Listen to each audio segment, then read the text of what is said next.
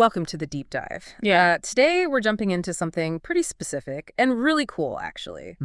A listener sent in their thoughts on Blind Guardian, the power metal band. Oh, okay. Specifically about their recent re-recording of the classic 1992 album, Somewhere Far Beyond. Right, okay, got it. So our mission here for this deep dive is basically to figure out why this band, why this album is significant. Yeah.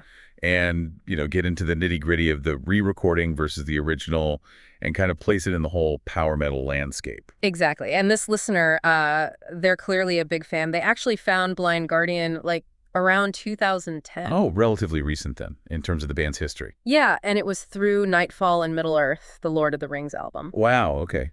That's quite an entry point, a very thematic one. Totally. And what's really interesting is how the listener talks about the music. They emphasize the feeling of it, Maybe even more than the lyrics. Like the emotional impact. Yeah, exactly. For them, it conjures up these big themes. Adventure, sadness, victory, battles. That classic fantasy atmosphere. Totally. That dungeons deep and caverns old kind of vibe, as they put it. It's about the mood. Makes sense. Blind Guardian definitely excels at that. Okay, so let's get into the original Somewhere Far Beyond. Why is it so important to this listener and, well, to many fans? Well, they see this whole period, really, from Tales from the Twilight Hall up to A Night at the Opera, right, as being the definition of power metal for them. That's the benchmark. And they talk about Blind Guardian's sound being really unique, don't they? Almost impossible to copy perfectly. Yeah, they do. They mention Persuader as being maybe kind of close. Okay. And also the singer from Judicator, John Yelland, having some similarities to Hansi Kirsch. That tells you something, though. If you can only name one or two acts that sound kind of similar, it shows how distinct they are. For sure. It highlights just how much of their own thing Blind Guardian really is, especially Hansi's vocals. And Somewhere Far Beyond, this album specifically, it's a favorite, right up there, apparently, with Imaginations from the Other Side. Yeah, top tier. Yeah. And packed with huge songs, absolute classics for the band. The listener calls it a lightning in a bottle moment. I like that. Me too. It captures that feeling perfectly. Yeah. It's like it represents that perfect point where they were shifting, Shifting how? from their earlier, faster melodic speed metal stuff towards the more epic, layered power metal they became famous for later. Ah, okay. So it's like a bridge, but also a peak in itself. Exactly. A sweet spot, a real high point creatively. All right. So now, the re-recording. How does this new 2023 version stack up against that classic? Well, the first thing the listener notes is just the overall sound. It's cleaner, more modern. Versus the original's kind of rougher mix. Right. And they call this a double-edged sword, which makes sense, yeah. How so? What are the edges? Well, okay, modern production brings clarity, Nah. punch, you can hear everything distinctly, Sure. but sometimes that polish can smooth things out too much. Maybe lose some of the original character, the raw energy. Okay. What specific changes did they mention? They pointed out louder drums, punchier, the bass is much more audible now. Which wasn't always the case in older metal mixes. Definitely not. And the guitars, they say, are thicker sounding, but still recognizably Blind Guardian guitars, kind of the same core character. Interesting. And the vocals. Hansi's iconic voice. Still great, according to listeners. Still sounds fantastic. And actually, the clearer production means you can understand the lyrics better. Oh, that's a plus. Our listener said they didn't focus on lyrics much before. Maybe this helps. Could be. But there's a sense that maybe some of those really high, piercing screams and cries from the 90s, they're not quite there in the same way. Ah, so it's different. Yeah, more seasoned, maybe, or restrained is the word they used, compared to the original's more frantic energy. Which is probably natural, right? Voices change over 30 years. Absolutely. It's an evolution. Okay, let's talk specific songs. The listeners seem to have strong feelings about the opening tracks, Time, What is Time, and Journey Through the Dark. Yeah, Journey Through the Dark is apparently their absolute favorite Blind Guardian song ever. Wow, okay. High stakes for the re-recording then. Right, and they feel like, well, it's still good, but it doesn't quite hit the same vocally. How did they put it? Something about nerds. Yeah, haha. They said it lost that plucky group of nerds trying to evoke a mystic atmosphere feeling. That's a very specific description, but I kind of get it. Maybe it suggests the original had a more raw, earnest charm. Seems like it. But interestingly, they did think the vocal melody on Time, What is Time was actually improved. Oh. Because the backing vocals are fuller, apparently. So it's not like the re-recording is worse across the board. It's more nuanced. Okay, so it's a track-by-track thing. Were there songs they felt were definite improvements? Yes. Theater of Pain, Quest for Tanalorn, and Ashes to Ashes. What made those stand out in the new version? It seems like the keyboards and orchestrations are bigger, more prominent, gives them a more symphonic feel. Right. And also Hansi's more mature vocal style now. It actually fits the mood of those songs really well. They're often a bit darker, more somber. So his current voice adds a kind of gravitas that works for those specific tracks. That's the idea, yeah. It complements the material. Okay, but what about the big anthems, the ones everyone knows? The Bard's Song, The Hobbit, the title track? Yeah, the cornerstones. How did they fare? The listener felt they sound really, really close to the originals. Very faithful.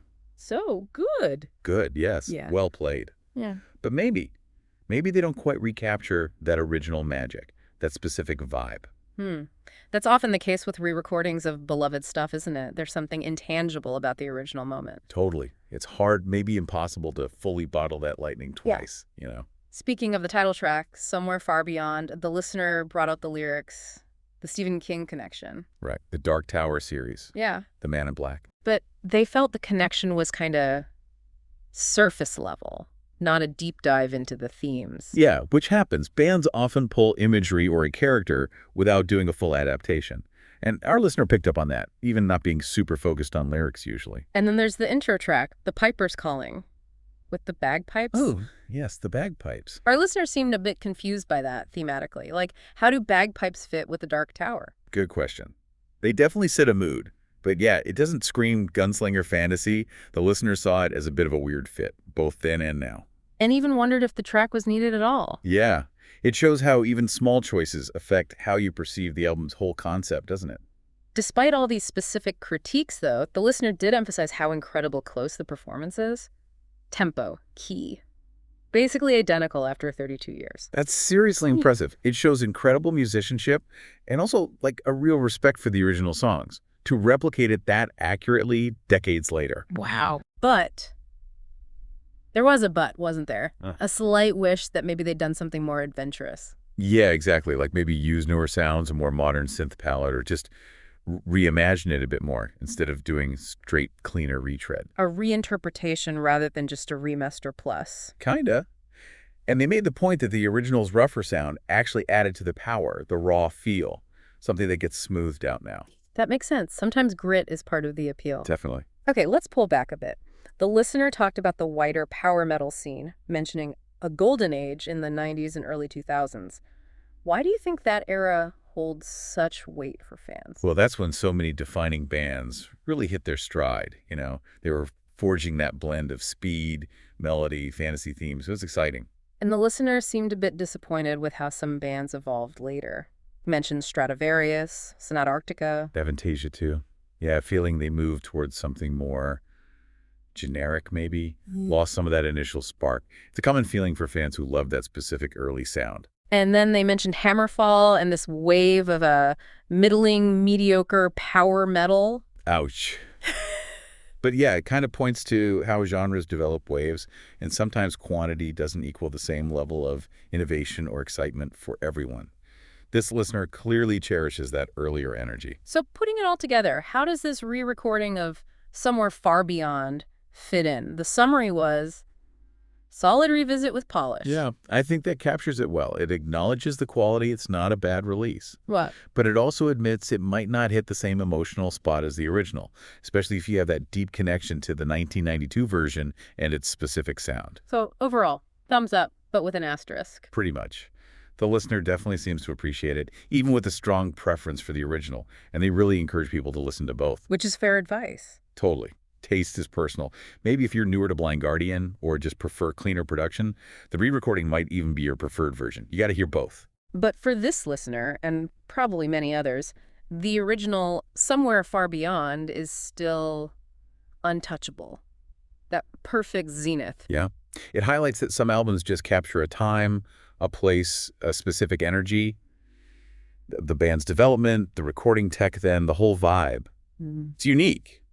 can't truly be replicated. And it says a lot about Blind Guardian's consistency, that even a really well-done remake gets compared so closely to the original magic. Absolutely. They set a high bar for themselves. Okay, so wrapping this up, we've explored the sonic shifts, cleaner, punchier, more audible bass in the re-recording. Right, versus the raw energy of the original, and Hansi's evolved vocals. We've touched on the song-specific reactions, the highs and the not quite the sames. And the listener's deep connection to Blind Guardian's whole atmospheric, fantasy-evoking style, their unique place in power metal. It definitely makes you think about re-recordings and reinterpretations in general, doesn't it? It does. They offer a new lens, maybe technical upgrades, but they also really shine a light on what made the original special. So, the final thought for you listening, what makes an album truly timeless for you?